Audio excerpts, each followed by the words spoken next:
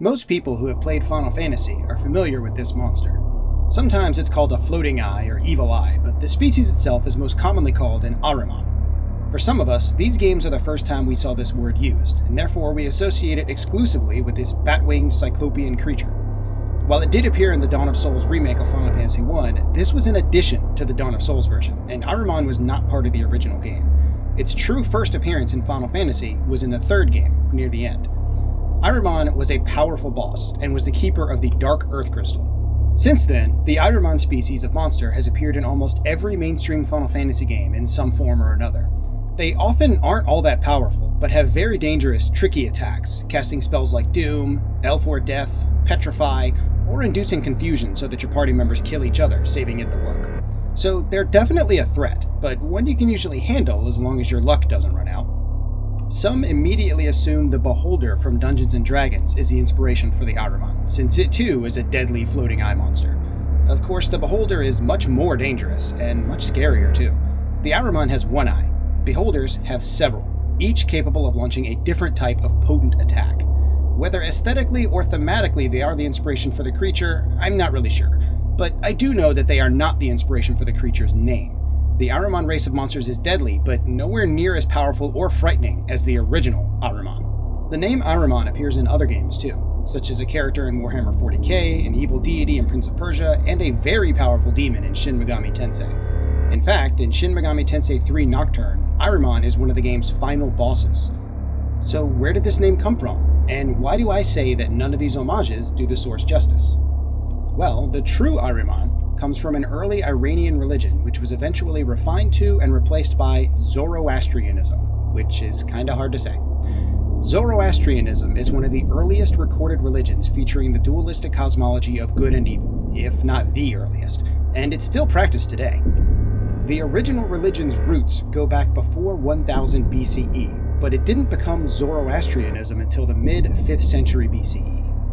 Ahriman is the name he was given by Middle Persians, but the entity I'm referring to is better known by the name Angra Mainyu. Those familiar with the Fate series will recognize that name for sure. He is the twin brother of the god known as Ahura Mazda, or Spenta Mainyu. Spenta Mainyu is the highest deity in Zoroastrianism, god and creator of all things good and pure. Originally, Zoroastrianism came from polytheistic roots, with several deities lesser than Spenta Mainyu. As time went on, Zoroastrianism became more monotheistic, with other deities being considered avatars of Spenta Mainyu's power. All except Angra Mainyu. Angra Mainyu is the absolute antithesis of Spenta Mainyu.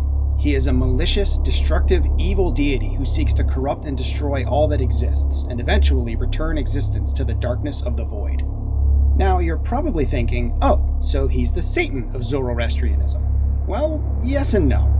Satan is said to be the highest and most powerful of all of God's angels, who rebelled, tried to usurp him, and fell. Satan wants to be worshipped and tempts humans to sin in order to pull them away from God. He himself is not a god, and while he is wise and powerful beyond human understanding, he is not omnipresent or omniscient, and he does not have the power of creation. Well, sure, he can conjure up all sorts of horrific nightmares, and he can corrupt and twist things to his own purpose, but he isn't a dark god, technically speaking, and he can't speak things into existence the way the Christian God did.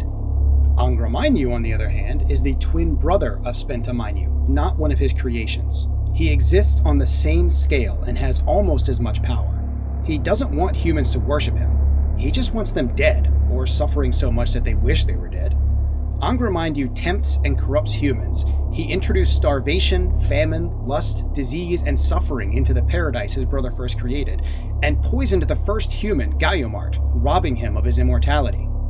Essentially, he invented death. Angra Mainyu also has the free will and intelligence to be whatever he wants, and he wants to be the god of all things evil, corrupt, vile, and destructive. And here's the scariest thing.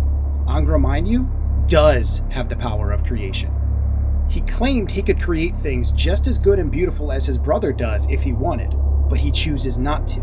Then, just to prove the point, he created the peacock, one of the most beautiful and generally peaceful of all birds. He isn't a malicious destroyer because he can't create things or can't be benevolent. He wasn't tragically twisted away from his original purpose or living in envy of his more powerful brother. He wants to be the god of evil, death, and darkness. Knowing that the enemy has the power to create something beautiful and good, but is filled with so much hate that he would rather destroy it all, is terrifying, because that means he also has the power to give life to your worst nightmares. And in fact, all things in the world that are bad, impure, chaotic, or ugly were created by Ahriman. Through prayer, proper living, and good deeds, humans are said to be able to push Ahriman's presence and power further from the world, and therefore from their own lives. However, evil thoughts and actions, selfishness, and corruption bring him closer.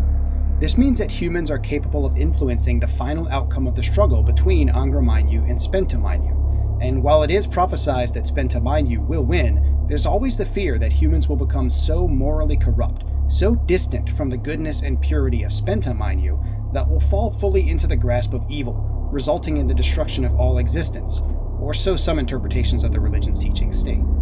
Knowing this, I feel like making Ahriman a tricky floating eyeball is kind of a waste.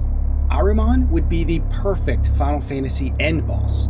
Think about it. He's a god on par with the god of creation, with so much raw hatred for all things good and pure that his only desire is to corrupt and destroy everything.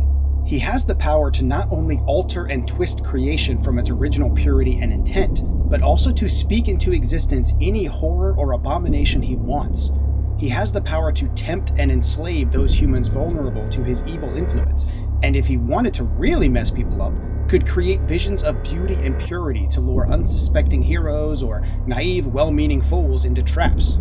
He could replace ruling families or military generals with his own agents created to look and act like them, and probably create his own bands of heroes who go around taking out his lesser creations. Why? Well, to lure those who are bold and good enough to join their cause, only for it to draw the heroic moths to the flames of hellfire, where they would burn and wither away in a fiendish deception. In a world under siege by Ahriman, you can't trust anyone or anything, and that would lead to a pervasive sense of distrust and isolation among the various countries, making it even easier for Ahriman's influence to spread. And even more frightening, the more humans as a whole lean toward evil, the greater his power and influence grows, and that's bound to grow in an atmosphere of fear, distrust, isolationism, and the near certainty of doom many would be faced with. I can't imagine a more perfect antagonist for a Final Fantasy game. Instead, we get this goofy-looking thing trying to turn us into stone, but who goes down when you throw a sports ball into his massive eye. But maybe that's the point. Ahriman is absolutely terrifying. What if he really exists? What if, somewhere in the darkness outside of the world as we know it, Ahriman is watching, seething with hatred and malice, influencing both human events and the impact of natural disasters to further torture us? Maybe putting Ahriman in this form is a way of minimalizing the fear we would get from acknowledging him, a way of protecting ourselves subconsciously. Some religious scholars believe that deities as we understand them are shaped or influenced by our beliefs. Maybe reducing Ahriman to a race of monsters who, while dangerous, are still an easily managed threat is a way to try and weaken the true entity known as Ahriman or Ahriman. Or maybe not. Maybe they just thought it was a cool name to give a scary monster, who knows. Either way, I wouldn't advise thinking too much about it. If you do, Ahriman might notice.